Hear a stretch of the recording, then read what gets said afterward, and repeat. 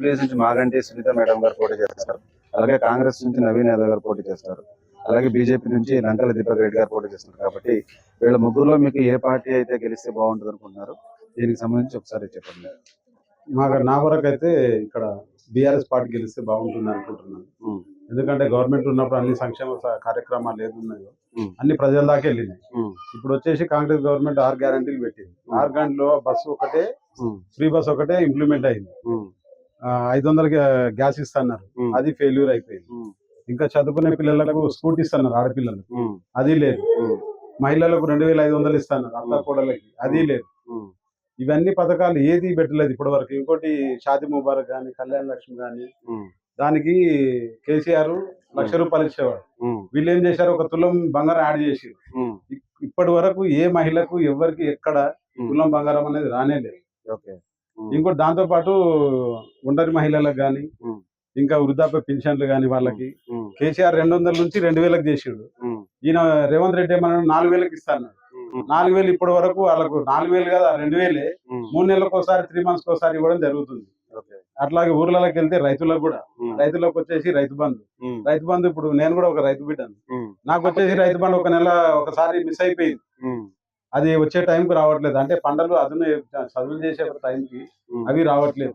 దాంతో పాటు నిరుద్యోగులకి 2 లక్షల ఉద్యోగాలు ఇస్తానని ప్రమాణం చేసేసి నిరుద్యోగ వృత్తి ఇస్తున్నాడు, అది ఇవ్వట్లేదు. ఇంకా పీజీ డిగ్రీ ఇవి చేసిన వాళ్ళకు నిరుద్యోగ వృత్తి ఇస్తాం, అదే మొత్తానికే క్లోజ్ అయిపోయింది. ఇప్పటికి వచ్చేసి కనీసం ఒక 5,000 ఉద్యోగాలు వేయలేదు. అవన్నీ నోటిఫికేషన్ వేసింది కేసీఆర్. ఇప్పుడు నేను ఇచ్చాను చేసి నియమ పత్రాలు ఇచ్చేసి మేము 60,000 ఇచ్చినాం, 1,00,000 ఇచ్చినా అబద్ధాలు ఆడుతున్నారు. దీని వల్ల నిరుద్యోగులలో కూడా తీవ్రమైన వ్యతిరేకత వచ్చింది. అందుకంటే మాగంటి సునీత గారు, ఇంకొకటి మాగంటి గోపీనాథ్ గారు వచ్చిన తర్వాత జూబ్లీస్ లో మెయిన్ బోరబండలు ఇక్కడ వచ్చేసి మాకు పోవడానికి రావడానికి దారి కూడా లేదు. ఈ ఏరియాలో కనీసం మోరి కూడా లేదు, వాటర్ లేవు. అట్లాంటి టైంలో రోడ్డు గానీ వాటర్ గానీ అన్ని మంచి ఇంప్లిమెంట్ అయినాయి. అసలు ఇక్కడ కాలి మధ్యలో ఒక లైన్ తీసేసి ఆ స్నానం చేసిన నీళ్ళు అక్కడే అన్ని మురికి కాలంలో పిల్లలు ఆడేవారు. ఈ రోజు ఆయన వచ్చిన తర్వాత ఈ రోడ్ వేయడం వల్ల అక్కడ కాలనీ కంటే హైటెక్ సిటీకి ఈక్వల్ గా మాది ఇక్కడ డెవలప్ అయింది.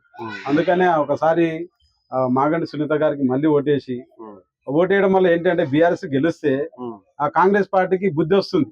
అరే మనం చేయకపోవడం వల్ల ఇవన్నీ అయినాయి కదా. ఇప్పుడు నవీన్ యాదవ్ మంచి వ్యక్తి ఉండదు, వ్యక్తి వల్ల అది మారడం చాలా కష్టం. పార్టీ అధిష్టానం ఏదైతే అది కరెక్ట్ ఉండాలి. అది కరెక్ట్ లేనప్పుడు ఇక్కడ పర్సన్ ఎవరున్నా ఇతని వల్ల కూడా ఏం అవ్వదు. అది దాని మన రీసెంట్ గా రేషన్ కార్డ్స్ వచ్చినాయి, మహిళలకు పెట్టారన్నారు కదా. రేషన్ కార్డులు స్టార్టింగ్ లో కేసీఆర్ ఉన్నప్పుడు కూడా ఇచ్చిర్రు.